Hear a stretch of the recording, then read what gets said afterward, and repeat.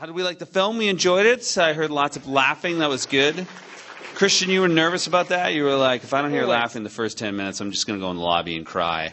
Yeah, always. I mean, I've had some successful screenings before, but yeah, every time it's especially with comedy, you just don't know if it's going to come across. But when when you get that first laugh from the audience somewhere in the beginning, usually with the dangly feet, then yeah.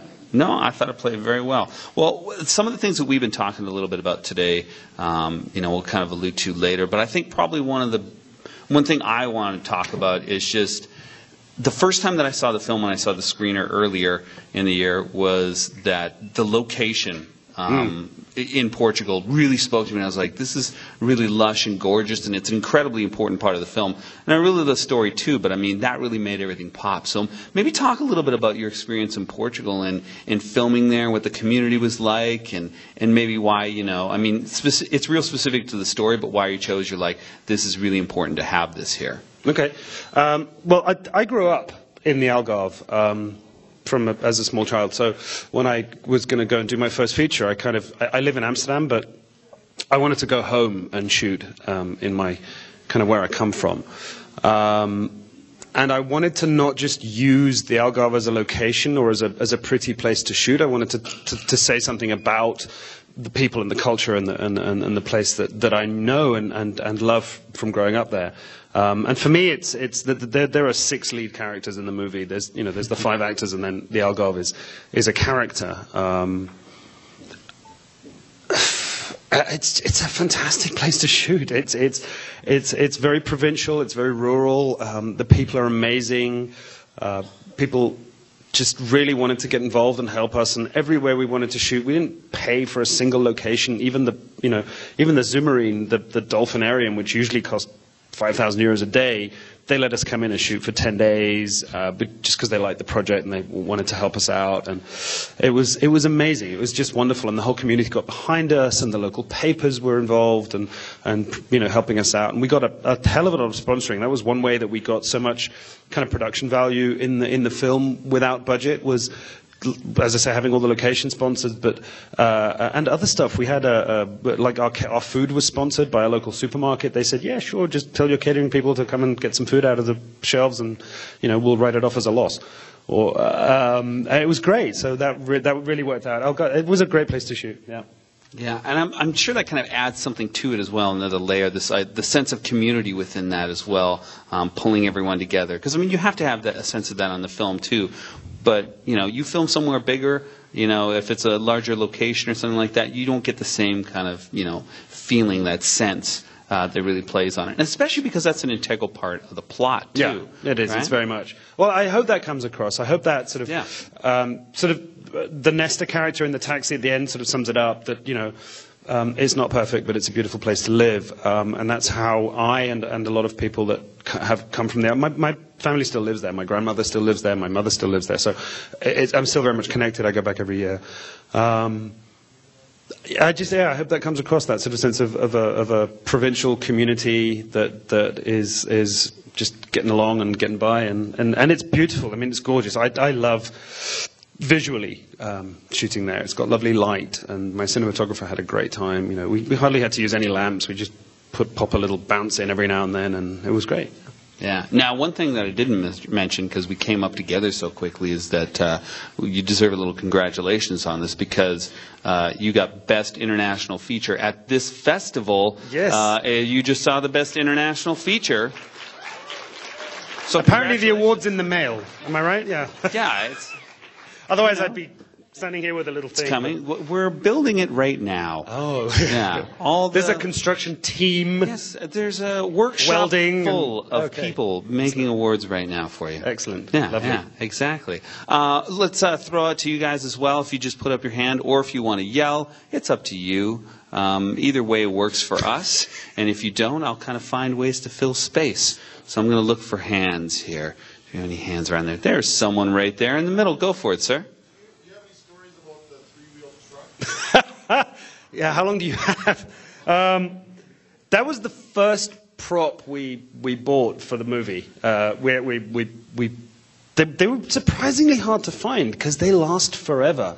So the people that you see a lot of them in the Algave. It's a very normal thing to see there. It's a very cheap mode of transportation that can carry 500 kilos worth of goods in the back. So farmers and small businesses and you know, carpenters and what have you, everybody uses them. So there's lots of little old men driving around in those things, and they're not selling them because, you know, they've had them for a long time, and Piaggio doesn't make them anymore. So people hang on to them. But we lucked out, and we found a lovely lady, and her husband had passed away, and she wanted it to go. You know, she'd actually been holding on to it for a few years to find a good buyer who was going to love it. And then when we said, well, we're going to make it a star of a film, she was like, that's fine. That's a good place for it to go. And then we threw it off a bridge. No, we didn't. We throw a different one off the bridge. Yeah. So we actually had 3 of those in the movie. One that they drive around in. One that we threw off the bridge, which was a different one that was already totally broken and busted up. Because we shot that, but we still needed it for other shooting, you know. And then one which we chopped in half and stuck on the back of a process trailer for all the talking in the... Isn't that great, that huge guy in the little thing? That was brilliant. So another one that we turned into a process trailer for that. But we only had a short trailer, so in order to get the camera on the front of the trailer, we had to cut like the cab part of the little car off and stick it on the end. So you've got this really weird, like, if you can imagine this trailer like this with the cab dangling off the back and then the camera on the front and then driving around on these roads and the trailer kind of out of balance because the weight was on not over the axle but on the back. I actually, when some of the chase scenes on the car chase day when they're driving through the little village, at the end of shooting we found out that our second camera, we had 2 cameras on that day. Usually you do chase sequences with like 7 cameras, we had 2. And at the end of the day we found out that the B camera, all the footage was fucked. There was some software problem and it all came up like solarized and green and purple. So I went back and reshot some extra shots to make that sequence dynamic, but I didn't have the actors, so that's me. Driving in a lot of the shots with a little car driving around, it's me. And my producer driving the big black car and chasing around. And I actually crashed it and got scars all up my arm. And so the actor was a much better Piaggio driver than I am. Was that a good story about the... Do you want more about that? I can go on, but...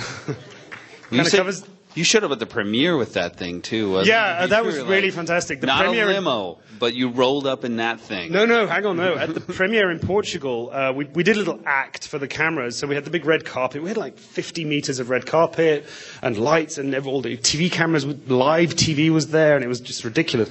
So we had this little act worked out that I drive. We had a big white BMW with all the girls in the back. Like the female actresses, and I drive up as their driver, and we kind of pile out, and then the girls all stood at the front of the red carpet going, and kind of hanging out like, what's going on? And all the photographers are like, what do we do? Why aren't they walking? And then, whee, the little thing screeches around the corner with the 3 male actors hanging off the back of it and rolled up, and it was brilliant. All the, you know, cameras love that. So that was a good little act that we put together for the premiere. It was fun. And so it's still drives and it's still alive, and we fixed it up and got the engine tuned again. And yeah, I hate when 2 characters in, you know, somewhere, and the 2 characters are of that nation, and then they don't speak their own language. I just bugs me. So I couldn't have Portuguese characters talking to each other and not speak Portuguese. I think that in the end there's about. Oh, by the way, talking about that. Sorry about the subtitle drift. I don't know what went wrong there. Towards the end, the subtitles were like a couple seconds out, but. Nobody noticed? But sorry about that. And also they were kind of cut off on the bottom. I made the Blu-ray, me personally, so it's all me. All me. I can't say, my post-production department screwed up. No, it was all me. I made the Blu-ray myself on my iMac. So I won't be doing that again.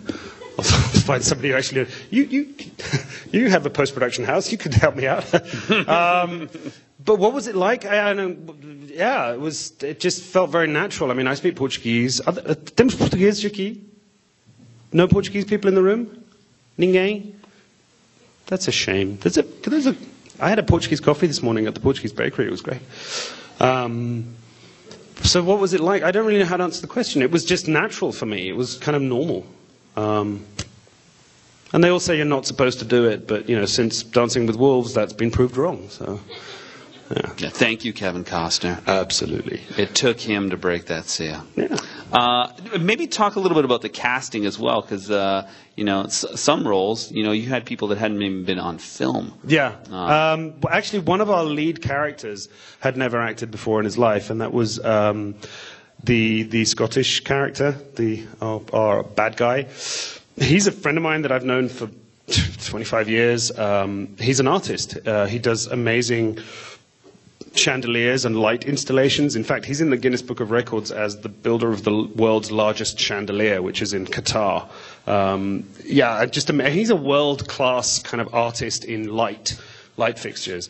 And he's a local boy. I mean, he lives in the Algave, and we know him, and he used to have a forge. And so I was at a fair before we started shooting, promoting that we were going to make them film, and we're looking for sponsors and help, and blah, blah. And he comes up to me and he goes, Kristjan, I'm making a movie. I'm like, yeah, I'm making a movie. Put me in your movie. And he's thinking, small part. So I'm like, what do you want to do? I'll do anything. I just want to be in your movie. I'm bored. Because he was at the top of his career, and he had these investors, and he had a factory in China, and he was just kind of a bit bored. He wasn't making stuff anymore. He turned into a manager, and he wanted to do something creative. So I went away, and I'm like, oh, what part do I have for an uppity little Scottish guy? Hey, I have this bad guy. And originally he was Greek. So then we just made him Scottish Greek, and then he came out, and I think he just did an amazing job for a first time on screen.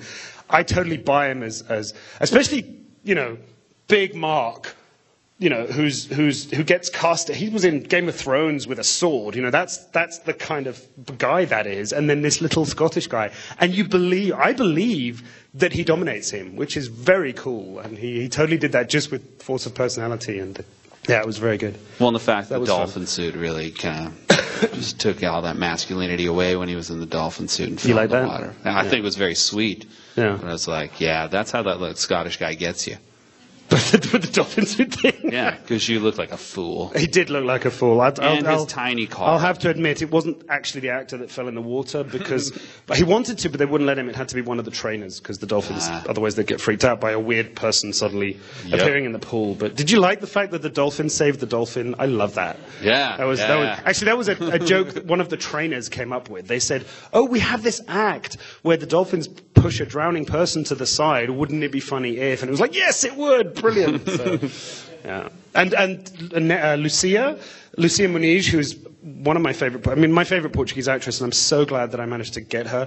She's amazing. She played the dolphin trainer. Mm-hmm. So when I sent her the script, and she came back and said, yes, I'm going to do it. Oh, and by the way, I'm cool with all the dolphin stuff. I'm like, how do you mean? She said, well, last year I was in a TV show, and I was a dolphin trainer, and I've already done 6 weeks training with dolphins in the same pool that we shot in. Because it's the one place in Portugal that has dolphins. So, because we didn't have budget to, you know, usually these actors are always talking about how they go and train, and on a micro-budget film, you don't have budget to put up an actor to train for something for weeks and weeks. But she'd already done it, so she needed like a 2-day refresher course with the same trainer, with the same dolphins in the same pool, and that's all her, all the underwater stuff and all the riding on the back. It's all herself doing it, and it was just great. And but full of serendipity like that. Like Mark used to be a professional motocross bike rider. So all the little Piaggio stuff on the motorbike, he did himself. In fact, that was one of his requirements when he read the script, and he said, yeah, I want to do it. He said, but I want to do all the driving myself because I know how to do that. So that was, you know, another kind of fluke that really worked for us. Nice, nice. Other questions out there in the audience? Yes, right there. Go ahead, miss. It was interesting that mining was brought in, because Canada has the most registered mining companies in the world. Okay. Now, the problem of what happens to these mines in other countries is very important.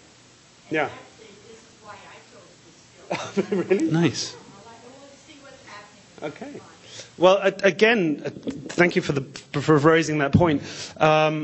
We were trying to figure out an evil plan that they could be doing, and then I hit on mining because there's a point when Manel, the character who saves the bottle, which I think is brilliant. When he tells a story about there's a mine in San Domingos and the water's still polluted. That's true. That's an actual story. And there is a mine that closed down 30 years ago, and it still has polluted water, and it's terrible. So we thought, well, that's a good kind of evil plot for them to be doing. But the mountain range in the Algarve, there's no mining there. It's not a place known for mining. But we wrote it in, and we made it copper and what have you.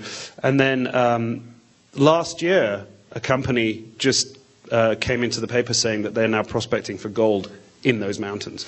So that's like, fact following fiction. And the other serendipitous thing is BP has just said that, because there's no oil in the Algarve, I mean, it doesn't exist, and BP has said that they're now looking for oil offshore in the Algarve. So again, maybe they saw the film and thought, hey, let's go check it out, but that's really weird. So yeah, Portugal has a large mining tradition. Ever since the Roman times, copper and silver has been mined in Portugal, and it's still, a good percentage of the Portuguese GDP, but I mean nothing like Canada, of course, but it is important. But the environmental issues need to be talked about, and I couldn't preach in this movie. It's a lighthearted comedy, but I did want to kind of have those little things in there to talk about. And Nesta kind of talks about the environmental issues a little bit, as much as I thought I could get away with and still be an entertaining comedy film. Yeah. No, I mean, you can kind of see that underneath, bleeding through it, and it doesn't overwhelm the story, right? Which is the great part, I think. Yeah. But you feel that and you understand that, especially even from the simple stuff of just them being together as a community at the end. Yeah. That really. Well, actually, the kind of the spark of the story was the oranges. It's been a thing in the Algarve. When he said the Algarve oranges are the sweetest in the world, that's a fact. I mean, that's not me and an opinion. It's been a known thing since ancient Greek times. They knew that the sweet oranges came from Portugal for some reason. That was a thing, because it's a different strain of oranges than the Seville orange that most people know, which is mainly Spain and the Eastern Mediterranean.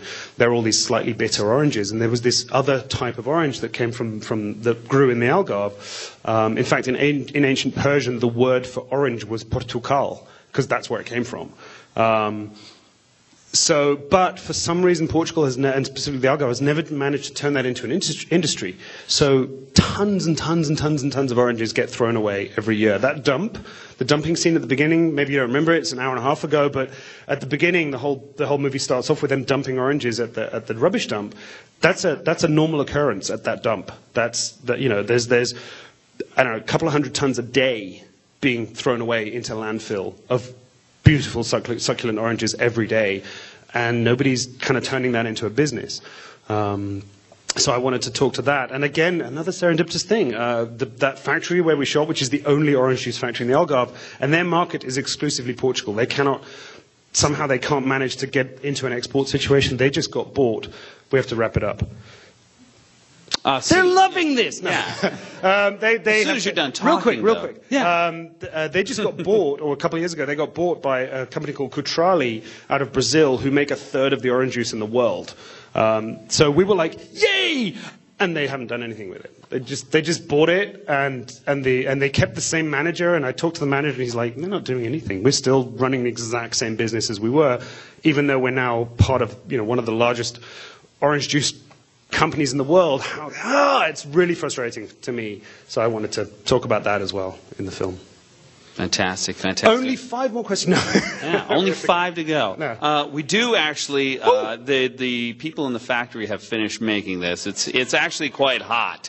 It's just freshly fastened for you. I know, but here you go. I'm so impressed. It's fantastic, and it's got people's names on it that are associated with this film. So there you go. Yeah, there you go. Congratulations. I'm posing for a picture. Are you good? Okay, thank you. There we go. Hey? Wow.